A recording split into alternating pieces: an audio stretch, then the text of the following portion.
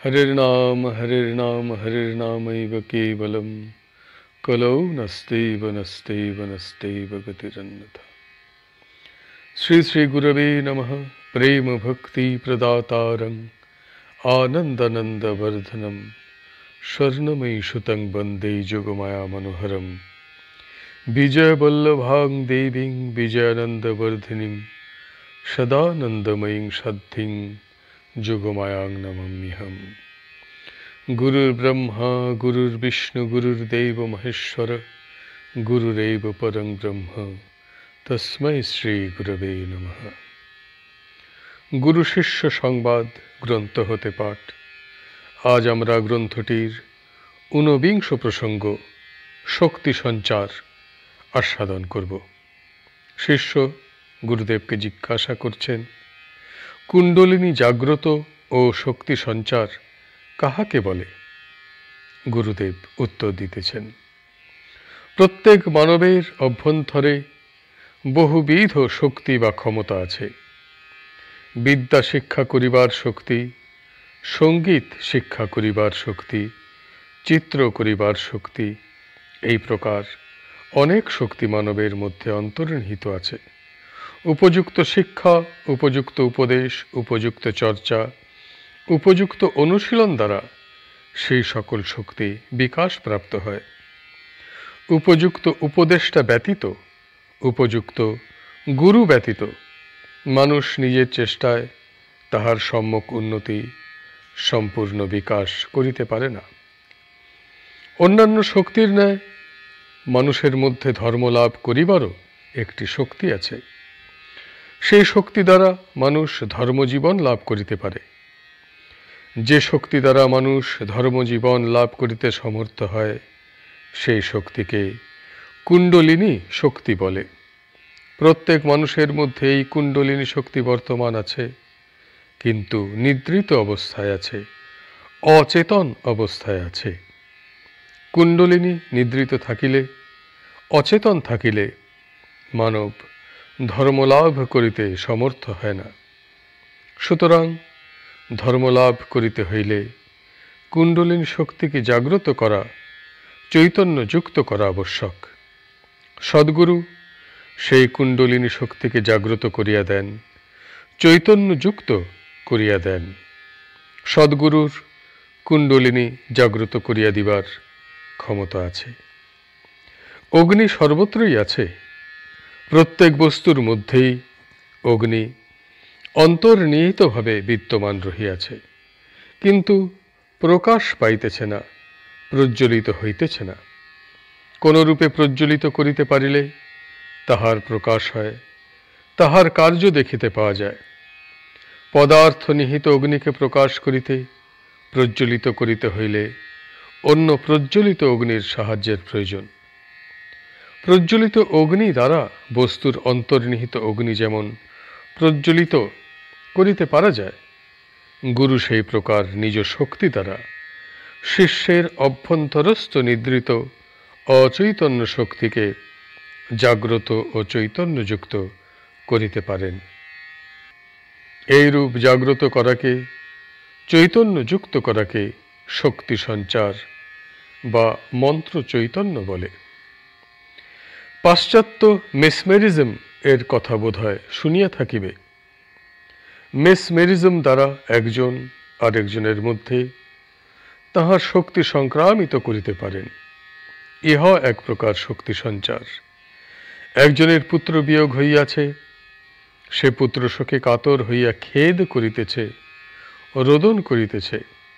ইহা দর্শন করিলে দর্শনকারীদের মনে শোক ও দুঃখের উদয় হয়, চক্ষে জল আইসে তাহারাও রোদন করে।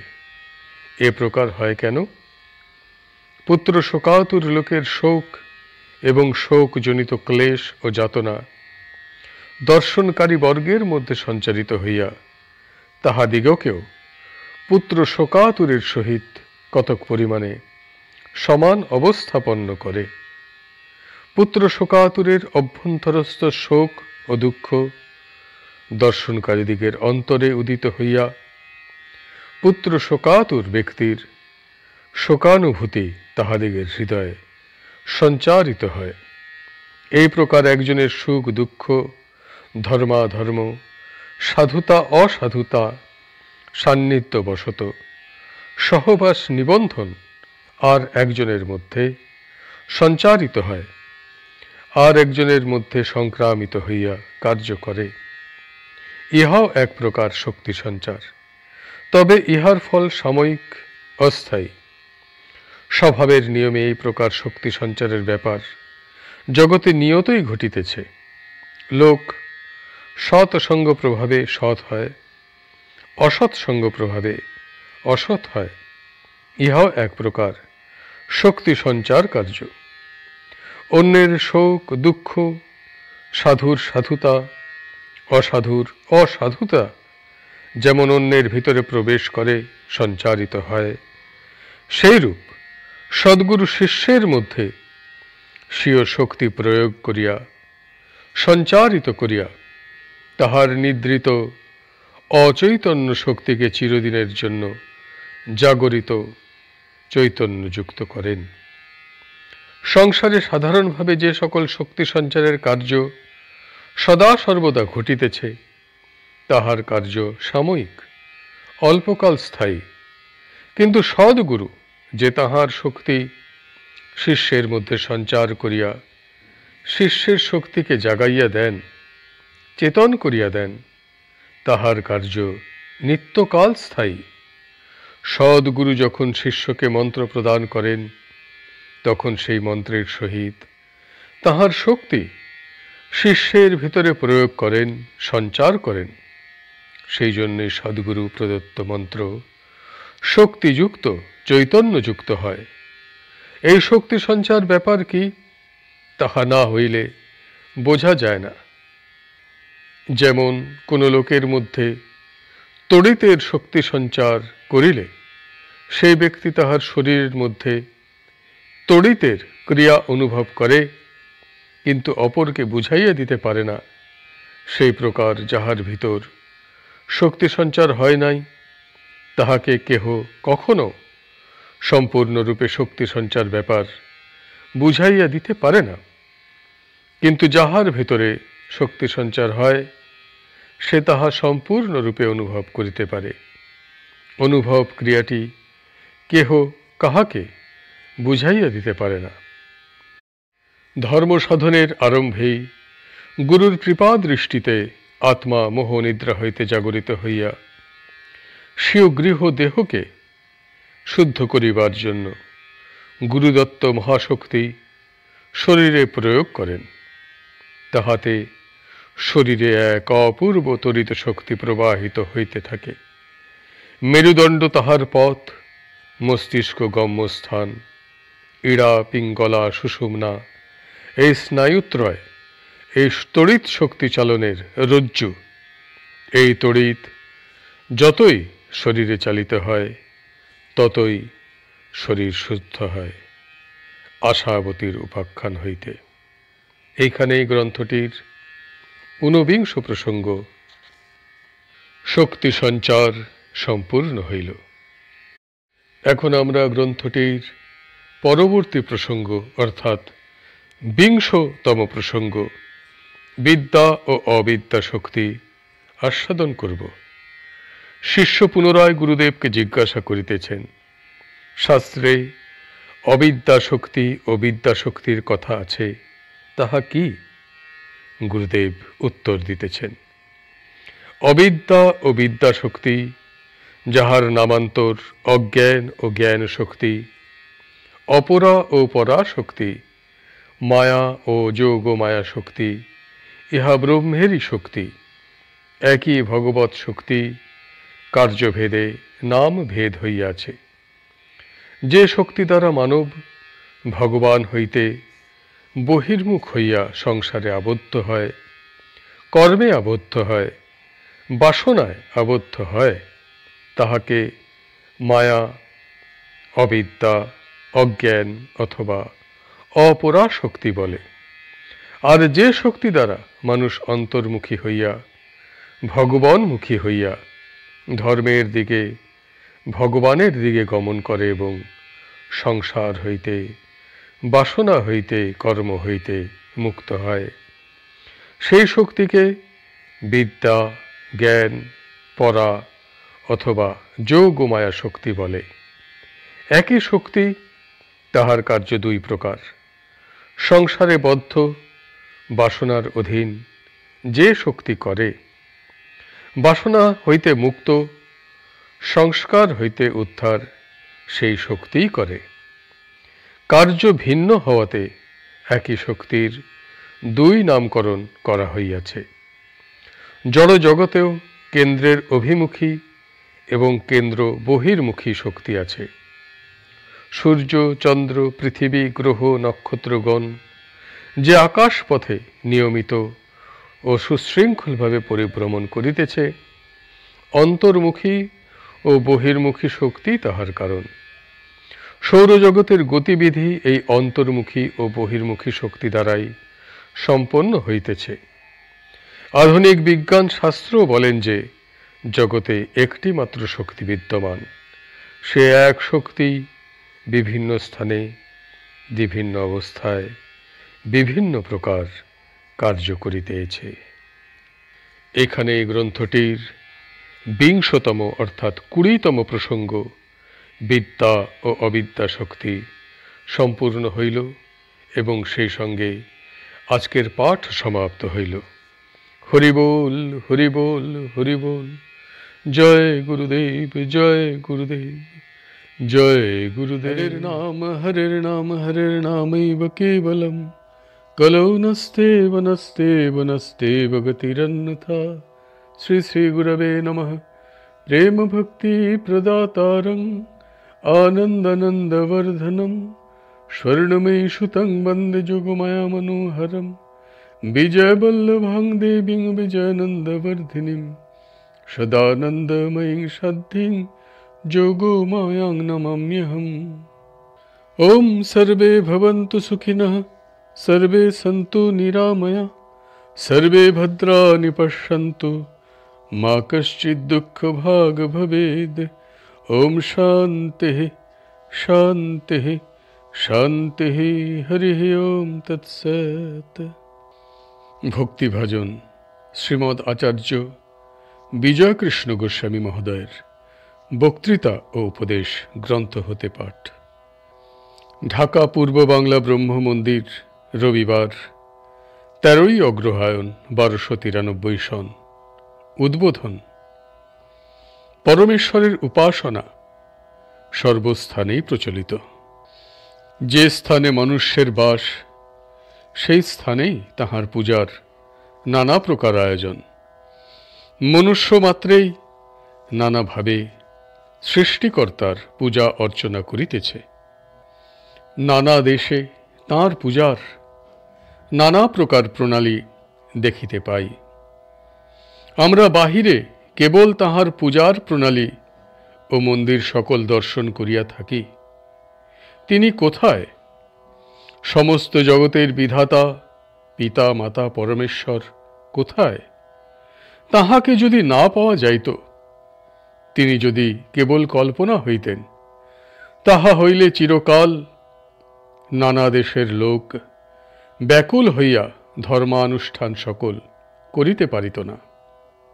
এমন স্থান আছে যেখানে বহুকাল যাবৎ পরমেশ্বরের উৎসব দিবারাত্র অবিশ্রান্তভাবে চলিতেছে।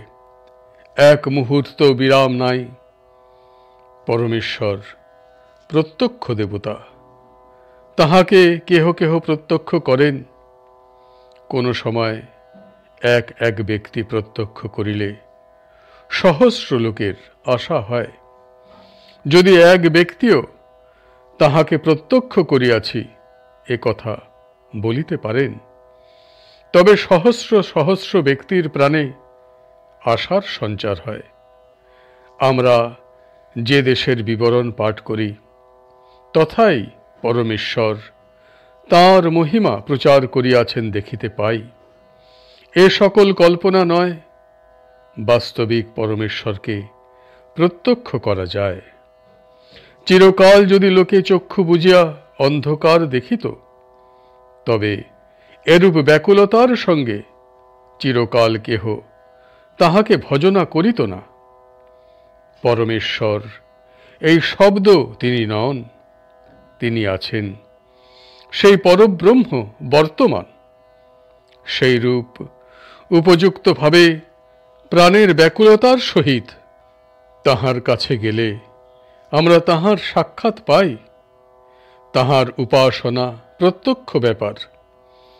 প্রত্যক্ষ বলিয়াই সকল দেশের নরনারী তাহার নিকটে অভাব জানাইতেছে।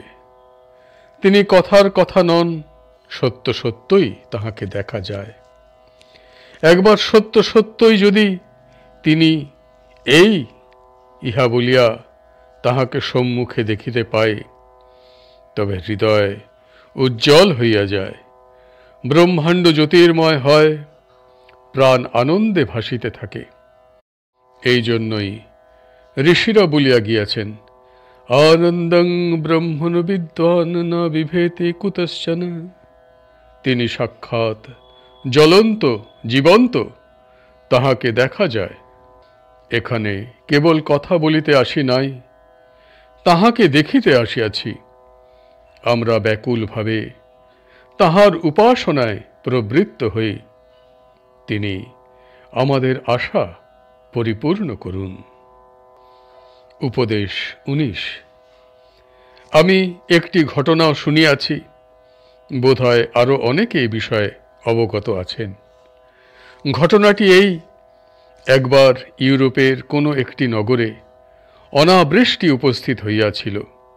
তথায় যারা ধার্মিক লোক ছিলেন, তাহারা অনাবৃষ্টিতে নগরবাসীদিগের অতিশয় কষ্ট উপস্থিত হইয়াছে দেখিয়া অনাবৃষ্টি নিবারণের জন্য পরমেশ্বরের নিকট প্রার্থনা করিবার নিমিত্ত একদা রাত্রিকালে গির্জাতে চলিলেন।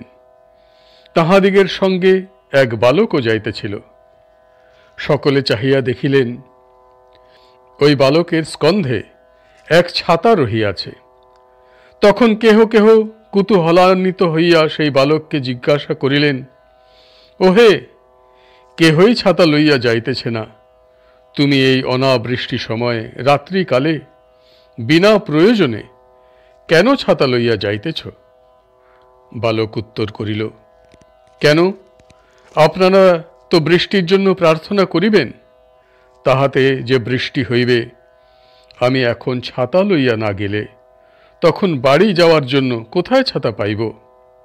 সকলে বালকের প্রার্থনাতে বিশ্বাস দেখিয়া বিস্ময়ান্বিত হইলেন। তাহারা গির্জায় উপস্থিত হইলে তথাকার পাদ্রী সাহেব যথারীতি উপাসনা করিলেন। পরে সকলে মিলিত হইয়া এক প্রাণে প্রার্থনা করিতে লাগিলেন। বালকও ঊর্ধ্বমুখে ব্যাকুলভাবে প্রার্থনা করিল। তদনন্তর যখন সকলে বাহিরে আসিলেন, তখন আকাশে অল্প অল্প মেঘ হইয়াছে দেখিতে পাইলেন। দেখিতে দেখিতে একেবারে ঘন ঘটায় আকাশ আচ্ছন্ন হইল এবং মুষলধারে বৃষ্টি পড়িতে লাগিল। তখন সেই বালক সকলকে হাসিতে হাসিতে বলিতে লাগিল, দেখো, তোমরা কেহ ছাতা আনয়ন করো নাই, আনিলে আমার মতো অনায়াসে এখনই বাড়ি যাইতে পারিতে। পরমেশ্বরকে বলিলে আমাদের দুঃখ দূর হয়, প্রার্থনা পূর্ণ হয়। বাস্তবিক যদি এরূপ বিশ্বাস থাকে, তবে ঠিক ওই বালকের মতোই অবস্থা হইবে। এই বিশ্বাসই ধর্মের মূল। প্রার্থনা পূর্ণ হয়, ইহা যুক্তি তর্কে স্থির করিয়া করিলে কিছু হয় না। শিশু সন্তান মা উহা আমাকে দাও বলিয়া মার নিকট আবদার করে। শিশু সন্তানের যেমন যুক্তিতর্ক নাই, কিন্তু মার নিকটে চাহিলে নিশ্চিত পাইব, তাহার প্রাণে এই বিশ্বাস আছে, তাই ক্ষুধা পাইলে কাঁদে। তেমনি প্রার্থনা যুক্তিতর্কে হয় না। যাহা চাইব তাহা পাইব, এইরূপ বিশ্বাস থাকিলে প্রাণ হইতে আপনা আপনি প্রার্থনা বাহির হয়। হাতে ধরি, চক্ষে দেখি, পায়ে চলি, ইহা যেমন স্বভাব, প্রার্থনাও তেমনি মনুষ্যের স্বভাব। অর্থের অভাব হইলে ধনীর নিকটে চাই, ঔষধের প্রয়োজন হইলে চিকিৎসকের নিকটে চাই, ইহাও প্রার্থনা। অভাব হইলে তাহা পরিপূরণের ইচ্ছা হইলেই প্রার্থনা। দাস দাসের নিকটও প্রয়োজন সিদ্ধির জন্য প্রার্থনা করিয়া থাকি। জলে ডুবিবার সময়ে বলি, ভাই ধর ধর, এও প্রার্থনা। যখন শিশু ছিলাম তখন মা ভিন্ন কিছুই জানিতাম না। নিকটে সিংহ ব্যাঘ্র থাকিলেও মার কোলে যাইয়া তাহাদিগকে পা দেখাইতাম, ভ্রুকুটি প্রদর্শন করিতাম। একখানা ভালো কাপড় কি ভালো জিনিস দেখিলে মাকে বলিতাম, মা আমাকে উহা দাও। মনে মনে বিশ্বাস ছিল যে মা সবই দিতে পারেন। বয়োবৃদ্ধির সঙ্গে সঙ্গে যখন দেখিলাম এমন অনেক অভাব উপস্থিত হয় যাহা মা পূর্ণ করিয়া দিতে পারেন না, তখন মা ছাড়া যে সকল ব্যক্তি ওই অভাব দূর করিতে পারেন তাহাদের সাহায্য প্রার্থনায় প্রবৃত্ত হইলাম। এইরূপে সংসারে যদি এমন অভাব উপস্থিত হয় যাহা ব্রহ্মাণ্ডের কোনো ব্যক্তি দূর করিয়া দিতে পারেন না, তখন পূর্ণ করিয়া দেবার লোক চাই। সেই পূর্ণ করিয়া দেবার লোকই সংসারের অতীত সর্বশক্তিমান পরমেশ্বর। মানবাত্মা তাহার নিকটে আত্মনিবেদন করিয়া থাকে। সংসারে পাপে তাপে পড়িয়া যাহার প্রাণে রাবণের চিতার মতো জ্বালা হয়, সে যদি অজ্ঞাত সারে বলে যে আমার জ্বালা নিবারণকারী কে আছে, আমার দুঃখ নিবারণ করো, অমনি শুনিতে পাইবে প্রাণের কাছে কে বলিতেছে, ভয় নাই ভয় নাই, এই যে আমি আছি। এইরূপে 2-3 বার শুনিলেই বিশ্বাস হইবে। তখন সে যদি বলে, কে আমাকে আশ্বাস দিতেছ, তুমি কে, একবার আমায় দেখা দাও, তখন সেই জ্বালা নিবারণকারী তাহার সাক্ষাতে প্রকাশিত হইয়া বলেন, দেখো এই যে আমি। এইরূপে তিনি কথার উত্তর দেন, দেখা দেন। এইরূপ হইলে আর কি যুক্তিতর্ক থাকে? তখন আমরা যুক্তিতর্ক উপেক্ষা করিয়া বারবার তাহার নিকটে উপস্থিত হই। আমি শিশুকালে যেমন মাতার ক্রোধ হইতে হিংস্র জন্তুদিগকে পা দেখাইতাম, ঠিক সেইরূপ আমি জগৎজননী বিশ্বজননীর কোলে বসিয়াও আবদার করে সকলকে পা দেখাইয়া থাকি। মার কাছে আর প্রার্থনা কি, আমি আবদার করি। তোমাদের সাধু ভাষা টাষা আমি বুঝি না। আমি আবদার করে কত কি বলি, কত কি চাই। তোমরা বলো মা আমাকে টাকা দেন না, ঔষধ দেন না। না, মা আমাকে সব দেন, ধন দেন, ঔষধ দেন, গায়ে হাত বুলান, ঘুম পাড়ান। রাজা রাজরা কেউ আমাকে কিছু দেয় না, আমার মা আমাকে সব দেন। একবার দাঁড়াইয়া বলো তো, এ জগতে কে আছো? পরমেশ্বর টরমেশ্বর কিছু বলো না, শোনা কথা কিছু বলো না, বলো এ জগতে কে আছো, আমাকে রক্ষা করো। এইরূপ করো, দেখবে কি মজা। আমার মা যদি মনে করে এখনই এখানে 1000 সূর্য চন্দ্র সমুদ্র এনে দিতে পারে, ইহা তোমরা যুক্তিতর্কে পাও না। আমার জননী যিনি বিশ্ব ব্রহ্মাণ্ড সৃষ্টি করেছেন, তার অসাধ্য কি? আমার মা, আমি বগল বাজায় চলে যাব। আনন্দং ব্রহ্মণ বিদ্বান ন বিভেতি কুতশ্চন। যদি প্রার্থনায় বিশ্বাস করো, তবে ওই বালকের মতো ছাতা লইয়া আসিতে হইবে। এই জল কে করেন? মা করেন। সূর্যে না বাতাসে না মেঘে না আর কেউ করে না। গাছে ফুল মা করেন, জলে মাছ মা করেন। তুমি জলে ডুবো তো, মা তারে জলে রেখেছেন, তোমাকে স্থলে রেখেছেন। মা কাহাকে বাতাসে, কাহাকে বা আগুনে রেখেছেন, এ দেখে তথাপি কি আমরা অবিশ্বাস করব? যাকে অনন্ত বলছি তাকে বুদ্ধি দ্বারা জানা যায় না, তিনি স্বপ্রকাশ। এক সাধু বলেছেন, বৃষ্টির জল অবলম্বন করিয়া আকাশে উঠাও যেমন অসম্ভব, তেমনি বুদ্ধির দ্বারা ভগবানকে লাভ করাও অসম্ভব। একবার মার দিকে তাকাও, বড় মজা। তার মধ্যে ইহলোক পরলোক প্রত্যক্ষ দেখবে। সত্য যাহা কিছু বর্তমান আছে তাহা প্রত্যক্ষ দেখতে পাবে। অতএবের মা যুক্তির মায় হইবে না, যথার্থ মা এই বিশ্বাসে ডেকে দেখো। আমার মা আমাকে সব দেন, ইহা আমার শোনা কথা নয়, দেখা কথা। আমি দেখে বলছি, জোর করে বলছি, আমার দেখা শোনা নয়।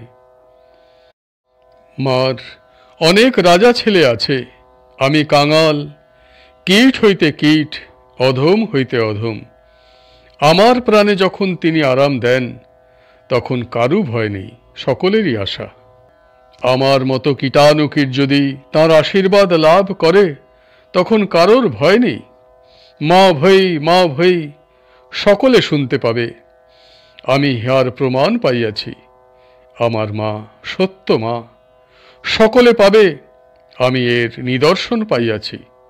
অপমানে মাকে ডাকো, পাপে ডাকো, নির্যাতনে ডাকো, সব আপদ সব অবিশ্বাস দূর হবে। আমার মা সব পরিপূর্ণ করবেন। আমার মা আনন্দময়ী, কেউ দুঃখে থেকো না। আমার দুঃখ দেখলে বড় দুঃখ হয়, ভয় নাই। আনন্দং ব্রহ্মণ বিদ্যান ন বিভেতি কুতশ্চন। জয় মা আনন্দময়ী। আজকের উপদেশ পাঠ এখানেই সমাপ্ত হল। হরি বল হরি বল হরি বল।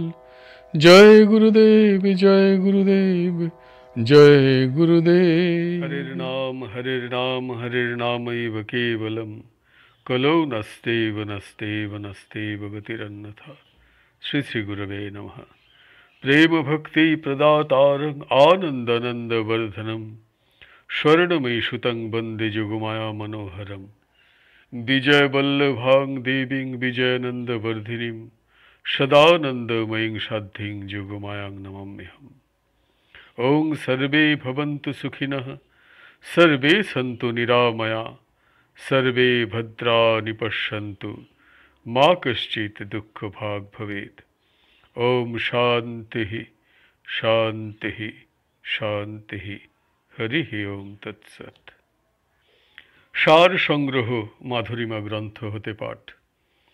14ই ভাদ্র শ্রী শ্রী গোসাইজি ও শ্রী শ্রী মাতা ঠাকুরানীকে প্রণাম করে কাছে বসলাম। তাঁরা আশীর্বাদ করলেন। সেই বৈষ্ণব 5 জন এসে প্রণাম করে বসে বললেন, মা শ্রবণ করো।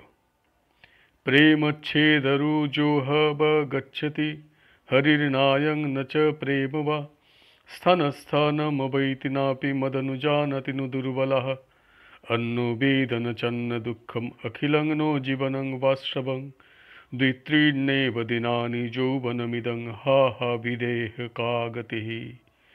জগন্নাথ বল্লভ নাটকে ও শ্রী চৈতন্য চরিতামৃত মধ্যখণ্ড হতে। অর্থাৎ শ্রী রাধিকা মদনিকাকে কহিয়াছিলেন, সখী, এই হরি প্রেম ভঙ্গজনিত পীড়া যে কিরূপ গুরুতর তাহা অবগত নহেন। প্রেম স্থান অস্থান বা পাত্র অপাত্র বিচার করেন না। মদন আমাদিগকে অবলা বনিয়া জানিলেন না। অন্যের সকল দুঃখ অন্যে জানে না। আমাদিগের জীবন চঞ্চল, এই যৌবনও 2-3 দিনের জন্য। হায় হায় বিধাতা, তোমার কি অপূর্ব সৃষ্টি। অথবা হায় হায় আমাদের কি গতি হইবে। শ্রীকৃষ্ণ রূপাদীনি সেবনং বিনা, ব্যর্থানি মে অহন্নখিলেন্দ্রিয়ান্নলম, পাষাণ শুষ্কেন্ধন ভারকান্নহ, বিভর্মি বা তনি কথং হতত্রপঃ। গোস্বামী পাদোক্ত শ্লোক ও শ্রী চৈতন্য চরিতামৃত মধ্যখণ্ড হতে। অর্থাৎ শ্রীকৃষ্ণের রূপাদির সেবন ব্যতিরেকে আমার সমস্ত ইন্দ্রিয় ও সমস্ত সময় অর্থাৎ জীবন অতিশয় বৃথাই হইতেছে। আহা, আমি নির্লজ্জ হইয়া পাষাণ ও শুষ্ক কাষ্ঠ সদৃশ সেই সকল ইন্দ্রিয় দিগকে কেমন করিয়া ধারণ করিতেছি। তাঁরা প্রণাম করে চলে গেলেন। 9ই আশ্বিন। শ্রী শ্রী গোসাইজি ও শ্রী শ্রী মাতা ঠাকুরানীকে প্রণাম করে কাছে বসলাম। তাঁরা আশীর্বাদ করলেন। শ্রী শ্রী গোসাইজি বললেন, মা, এই যে দেহের ভোগ হচ্ছে প্রয়োজন ছিল, কারণ ছাড়া কার্য হয় না। সময়ের পরিবর্তন করে নিতে হলো। আর 1 সপ্তাহ পরে আসনে নিয়ম মতো বসবে। এরপর এই অসুখ হলে রাসলীলা লেখায় বাধা পড়ত। যে ভোগটুকু হবার হবেই, কতকটা গ্রহণ করতে হয়। যেভাবে আক্রমণ হয়েছিল বহুদিন কষ্ট পেতে, সদ্গুরুর কৃপায় সামান্য ভোগ হলো। স্থিরভাবে থাকো, প্রয়োজন বোধে এইভাবে শুইয়ে রাখা হলো। রাসলীলা লেখার সময় আর বিচলিত হবে না। আধ্যাত্ম জগতের ব্যবস্থা বাস্তব জগতের সঙ্গে সম্পূর্ণ স্বতন্ত্র, কোনো চিন্তা নাই। সে সময় মহাপ্রভু উপস্থিত থাকবেন। 1 মাস লেখা হবে। লেখা শেষ না হওয়া পর্যন্ত কাউকেও দেখাবে না। রাসের পর শেষ হবে। মহাপ্রভুর ইচ্ছাতেই লেখা বন্ধ হয়ে আছে। 1 সপ্তাহ পরে লেখা শেষ হয়ে পূর্ণিমাতে রাসলীলা আরম্ভ হবে। সে সময় 1 মাস নিয়মে থাকতে হবে। প্রয়োজন ছাড়া কথা বলবে না। দুপুরে পায়েস রান্না করে ভোগ দেবে, রাত্রে মহাপ্রসাদ ভোগ দেবে। মন্দিরে যাবে, দর্শন করে চলে আসবে। সর্বদা ভগবৎ প্রেমে মগ্ন থাকবে। সেই বৈষ্ণব 5 জন সময় মতো আসবেন। তাদের পরিচয় পাবে।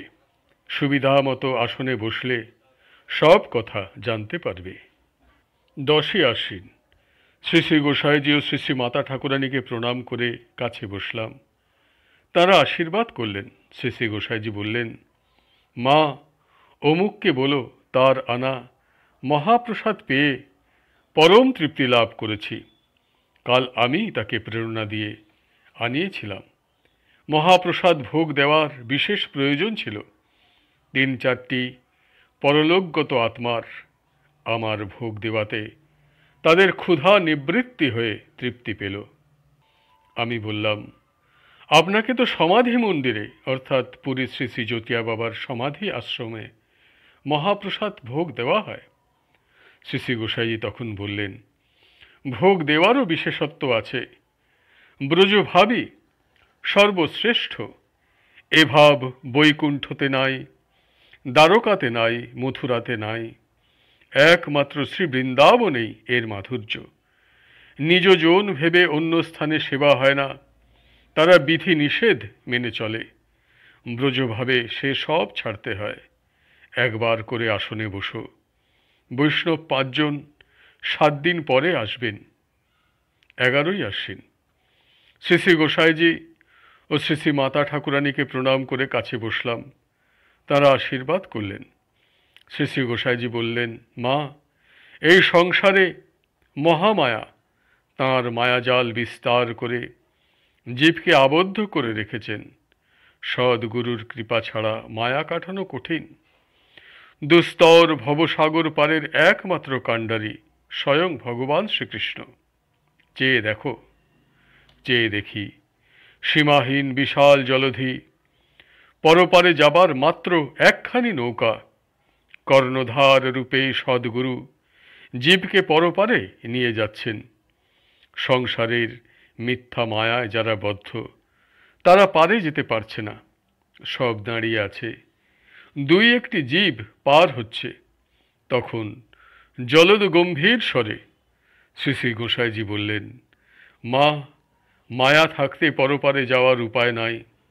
যাকে কৃপা করি তার মায়ার বাঁধন কাটিয়ে ওপারে নিয়ে যাই। অসংখ্য জীব দাঁড়িয়ে হাহাকার করছে। কি নিয়ে ভুলেছিলাম, পেয়েও ধরতে পারি নাই। কি সম্বল নিয়ে এখন পার হব। সংসার সুখে মত্ত হয়ে তাঁর আদেশ পালন করি নাই। তাদের আবার জন্ম নিতে হবে। শ্রী শ্রী গোসাইজি বললেন। এই দৃশ্য দেখে স্তব্ধ হয়ে গেলাম। শ্রী শ্রী গোসাইজি বললেন, মা, জন্ম মৃত্যুর খেলা এইভাবে চলছে। মিথ্যা মায়ার বশীভূত না হয়ে সত্য স্বরূপ ভগবানকে সর্বদা স্মরণ করাই একমাত্র জীবের উদ্ধারের উপায়। 12ই আশ্বিন শ্রী শ্রী গোসাইজি ও শ্রী শ্রী মাতা ঠাকুরানীকে প্রণাম করে কাছে বসলাম। তারা আশীর্বাদ করলেন। শ্রী শ্রী গোসাইজি বললেন, মা, কাল বিমলা দেবী বললেন, একদিনও আমার বেশ দেখতে পাইনি, আজ নিয়ে এসো। তাই তোমাকে নিয়ে গেলাম। জগন্নাথ দেব বললেন, আসলে কোনো কষ্ট হবে না। আমি বললাম, কাল শরীরটা ভালো মনে হচ্ছিল না, বাইরে বসেছিলাম, এমন সময় অমুক মন্দিরে যাচ্ছেন দেখে যাবার খুব ইচ্ছা হলো। তার সঙ্গে চলেই গেলাম। কোনো কষ্ট হলো না, খুব ভালো দর্শন হলো। জগন্নাথ দেবের ছত্রভোগের বেশ হচ্ছিল, বিমলা মায়ের নারায়ণী বেশ হয়েছে, ভিড় ছিল না, খুব ভালো দর্শন হলো। দুর্গা মাধবও চৌদোলাতে বসে আছেন, হাসি খুশি মুখ, খুব আনন্দ পেয়েছি। শ্রী শ্রী গোসাইজি বললেন, মা, সোমবার থেকে সেই বৈষ্ণব 5 জন আসবেন। 14ই আশ্বিন শ্রী শ্রী গোসাইজি ও শ্রী শ্রী মাতা ঠাকুরানীকে প্রণাম করে কাছে বসলাম। তাঁরা আশীর্বাদ করলেন। শ্রী শ্রী গোসাইজি বললেন, মা, যে সময় রাসলীলা লেখা হবে সকালে এসে প্রতিদিন একটু করে পাঠ করবে। উপদেশামৃত প্রথম খণ্ড থেকে আরম্ভ করতে বলবে। 16ই আশ্বিন শ্রী শ্রী গোসাইজি ও শ্রী শ্রী মাতা ঠাকুরানীকে প্রণাম করে কাছে বসলাম। তারা আশীর্বাদ করলেন। শ্রী শ্রী গোসাইজি বললেন, মা, মন্দিরে একবার করে যাবে, পূর্ণিমা থেকে পরমান্ন ভোগ প্রত্যহ দেবে।